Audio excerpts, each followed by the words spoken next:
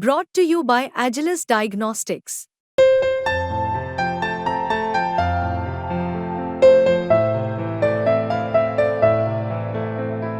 Agilus Diagnostics.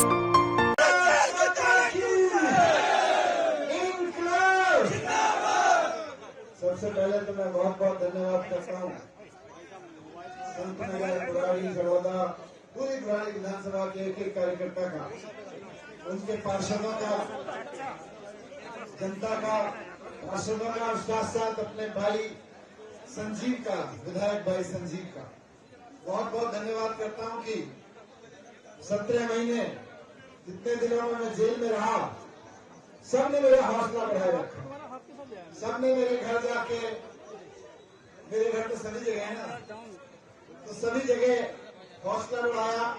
मुझे मेरी wife के माध्यम से, वकीलों के माध्यम से संदेश भेजे कि मनीष भाई आप चिंता मत करना, हम लोग डटे हुए हैं।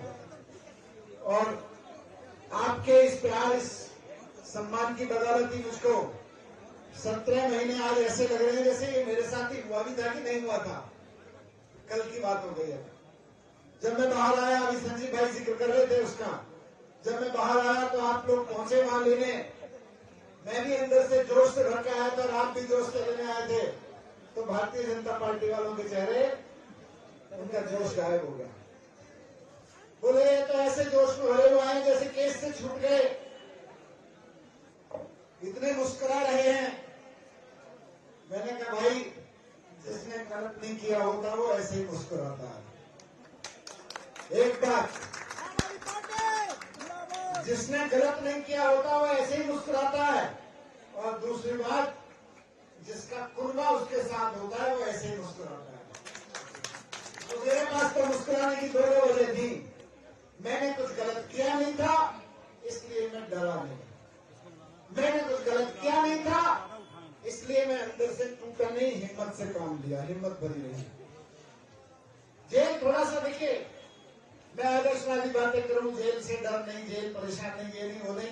भैया देखो, जब 52 डिग्री सेंटीग्रेड का टेम्परेचर था और ऊपर केवल एक पंखा चलता था और नीचे में दरी पे सोता था, तो ठीक है, लगता तो था, लेकिन फिर अंदर से आता था कि नहीं, जिन बच्चों के लिए, जिन लोगों के लिए लड़ाई लड़ी है, उसके लिए ये तो करना ही पड़ेगा। मैंने पहली बार नहीं किया, जाने कितने लोगों ने किया। थैंक यू ब्रदर, जाने कितने लोगों ने किया है। और जब मैंने गलत नहीं किया तो मुझे डरना किस बात का? मैं क्यों डरूं, मैं क्यों टूटूं?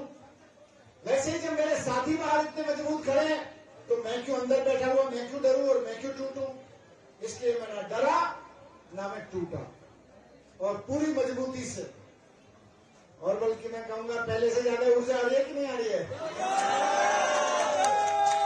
बीजेपी वालों को उम्मीद थी कि मनीष सिसोदिया को 17 महीने जेल में रखेंगे तो रोता बूझता आएगा, नजरें झुका के आएगा, इनकी आंखों में आंख मिला के आया हूं, इनकी हिम्मत नहीं हो रही है कि मेरे से नजरें मिला ले आज बीजेपी।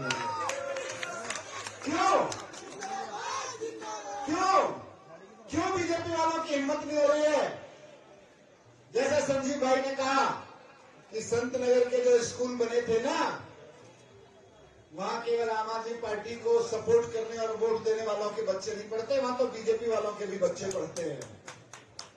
और अरविंद केजरीवाल जी को गाली देके, मुझको गाली देके, अरविंद केजरीवाल जी के बारे में झूठ बोल के, मेरे बारे में झूठ बोल के, आम आदमी पार्टी के बारे में झूठ बोल के, जब भारतीय जनता पार्टी का नेता अपने घर जाता था तो शाम को बच्चा उनका पूछता था, पापा सरकारी स्कूल तो मेरा भी ठीक हुआ है, आप झूठ बोल के क्यों आए? बेटा उनका पूछता था, उनका बेटा पूछता था बीजेपी वालों का उनसे, उनकी बेटी पूछती थी कि पापा ये मनीष सिसोदिया, अरविंद केजरीवाल, संजीव झा काम तो सही कर रहे थे, आपने इनको जेल क्यों भिजवाया झूठे आरोप में? आंखें झुक जाती थी, अपने घर में आके उनकी आंखें झुक जाती थी। उनके घर की भी मेड से लेके उनके परिवार के लोग जब बस में जाते थे, बीजेपी के सपोर्टर के, बीजेपी के वोट देने वालों के या बीजेपी के नेताओं के, तो जब बस में बहनों का किराया नहीं लगता था, तो वो बहन भी बस में चलते हुए कहती थी कि मेरा भाई या मेरा पति या मेरा बेटा जो बीजेपी में है, कर तो गलती रहा है अरविंद केजरीवाल और मनीष सिसोदिया के साथ। उनके दिल से ये आवाज आती थी। मेरे बुजुर्ग जब तीर्थ यात्रा में जाते थे तो तीर्थ यात्रा पे जाती हुई माए बहनें, हमने तो सबको भेजा, पुण्य लगेगा। सब गए, बीजेपी वालों के भी माता पिता गए। सब कहते थे भाई ये केजरीवाल जी मनीष सिसोदिया कर तो ठीक रहे, हमारे बच्चे उन्होंने अपने के लिए कहा कि हमारे लड़के जो है गलत कर रहे हैं, बीजेपी में हैं, ये मनीष सिसोदिया केजरीवाल का तो साथ देना चाहिए, इन लोगों ने दिल्ली के लिए काम किया। तो इसलिए मैं नहीं डरा। मेरे बाहर आने से बीजेपी की आंखें नीचे गई हैं, बीजेपी वालों की आंखें नीचे गई हैं कि ये तो मुस्कुराता हुआ बाहर आ गया, हमें लग रहा था कि टूट के आएगा। और मैं आज कहना चाहता हूं कि मैं तो जिस ऊर्जा के साथ, जिस मुस्कुराहट के साथ बाहर आया हूं, वो तो कुछ भी नहीं है। अभी अरविंद केजरीवाल जी जिस मुस्कुराहट और जिस तेज के साथ बाहर आएंगे, सामना नहीं कर पाओगे अरविंद केजरीवाल का। अरविंद केजरीवाल जेल में किसी सजा को भुगतने नहीं गए, किसी अपराध के आरोप में नहीं गए, तुम्हारी साजिश और तुम्हारी मक्कारी के कारण गए हैं, लेकिन वो जेल में सजा नहीं काट रहे, वो जेल में तपस्या कर रहे हैं बैठ के दिल्ली के लिए और देश के लिए। वो तपस्वी जब बाहर आएगा तो आपको पता चलेगा कि तपस्या का तेज क्या होता है। आप मुकाबला नहीं कर पाओगे अरविंद केजरीवाल जी के सामने, खड़े होने की हिम्मत नहीं कर पाओगे। बहुत मेहनत की बीजेपी वालों ने, किसी तरह से दिल्ली के चुनाव से पहले बाहर ना निकलने दें। आप लोग कहें भाई भैया रैली करने आ जाओ, भैया सभा करने आ जाओ, तो हम हों जेल में। बहुत मेहनत की इन लोगों ने, एजेंसियों को, अपनी तोता मैना को लगा के। लेकिन भाइयों और बहनों, आजादी की लड़ाई लड़ने वाले हमारे स्वतंत्रता सेनानियों ने और फिर बाबा साहब अम्बेडकर ने हमको संविधान ऐसा दिया कि कोई तानाशाही की ताकत कितना ही तानाशाही कर ले, लेकिन अंत में जीत तो संविधान की होती है, लोकतंत्र की होती है। आज मैं बाहर हूं तो बाबा साहब की बदौलत बाहर हूं, आज मैं बाहर हूं तो संविधान की बदौलत बाहर हूं, और कल अरविंद केजरीवाल जी भी बाहर होंगे तो बाबा साहब और संविधान की बदौलत ही बाहर होंगे। तो इसलिए इस संविधान को बचाने के लिए, इस लोकतंत्र को बचाने के लिए हम लोगों को लड़ना पड़ेगा। लोकतंत्र केवल एक चुनाव के समय में दिए जाने वाला जुमला नहीं है, संविधान कोई किताब नहीं है।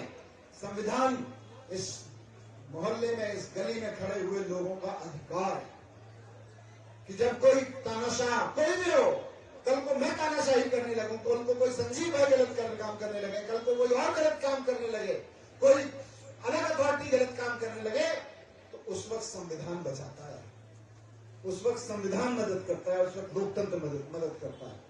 इसलिए इसको बचाने के लिए हम सबको लड़ना है, देश को बचाने के लिए इस तानाशाही से हम सबको लड़ना है। मैं बाहर आ गया हूं, अरविंद केजरीवाल जी तपस्या कर रहे हैं, मैं पूरी दिल्ली में जहां भी जा रहा हूं लगातार पदयात्रा कर रहा हूं। जब मैं बाहर आया तो मुझे सब लोगों ने बताया, मैं भी अंदर बैठा हुआ टीवी देखता रहता था, टीवी पे देखता था कि आप में से बहुत सारे लोग आते थे आईटीओ में, बीजेपी हेडक्वार्टर के सामने जगह जगह धरना प्रदर्शन करते थे, जंतर मंतर पे। संजीव भाई शाम को टीवी चैनल पे बैठ के रोज लाल कुर्ता बैठ के लड़ते थे और झंडा लगाए रहते थे, वहां पे तख्ती उठाए रहते थे। मैं देखता था, मैंने अंदर कोई खास कष्ट नहीं उठाया, लेकिन आपने बाहर बहुत कष्ट उठाए इस दौरान। लेकिन अब आम आदमी पार्टी अपने सबसे बड़े संकट से बाहर आ गई है और इस गर्व के साथ आ गई है कि ना हम टूटे, ना हम झुके, हम सर्वाइव करके बाहर आ गए हैं। मुझे किसी ने कहा था जब संकट चल रहा था कि मनीष भाई, आम आदमी पार्टी बहुत संकटों से जूझी है, कार्यकर्ता, विधायक, पार्षद, सबके ऊपर तरह तरह के झूठे मुकदमे लगाए गए, सब संकटों से निकल आई है। इस बीजेपी की मनोहर कहानी के संकट से भी जिस दिन निकल के आएगी, लोग कहेंगे कि इन आम आदमी पार्टी वालों को तो काजल की कोठरी में भी घुसा दोगे तो बिना कालिख लगाए बाहर आ जाते हैं। देखना, ये इतिहास में आम आदमी पार्टी का एक ऐसा टेस्ट होगा जिसके बाद जनता, देश सब गवाही दिया करेंगे कि आम आदमी पार्टी वाले तो इतने ईमानदार हैं, केजरीवाल की टीम वाले, कि इनको तो काजल की कोठरी में धक्का देके भी अंदर डाल दो झूठ मूठ से, तो उसके बाद भी जब बाहर निकलेंगे तो इनके कमर चेहरे पे, इनके शर्ट पे एक भी कालिख नहीं मिलती है। ये होने वाला है। इसके लिए आप लोग तैयार रहो, इस इतिहास के बनने के आपको बधाई हो, आप इतिहास बना रहे हैं। आइए, मैं आपके बीच आया हूं आपसे मिलने, कार्यकर्ता साथियों से मिलने और साथ साथ आप जिन मोहल्ले में गली में मुझे लेके चलेंगे वहाँ के लोगों से मिलने। बस देखिए अनुरोध है, जैसा संजीव भाई ने कहा, पीछे पीछे साथ साथ चलिएगा, थोड़ा आजू बाजू मत रहिएगा। कई बार कार्यकर्ता प्रेम के वश ऐसे चेन बना लेते हैं इधर और इधर, फिर ना इधर आपस में मिलने देते, ना इधर वालों से मिलने देते। वो चेन मत बनाना, बल्कि लोगों से मिलने देना। मीडिया वाले साथियों से भी अनुरोध है, थोड़ा सा लोग पीछे हटके लेंगे तो मैं लोगों से भी मिल पाऊंगा, नहीं तो इधर उधर ही घिरते रहेंगे। बहुत बहुत धन्यवाद। भारत माता की जय।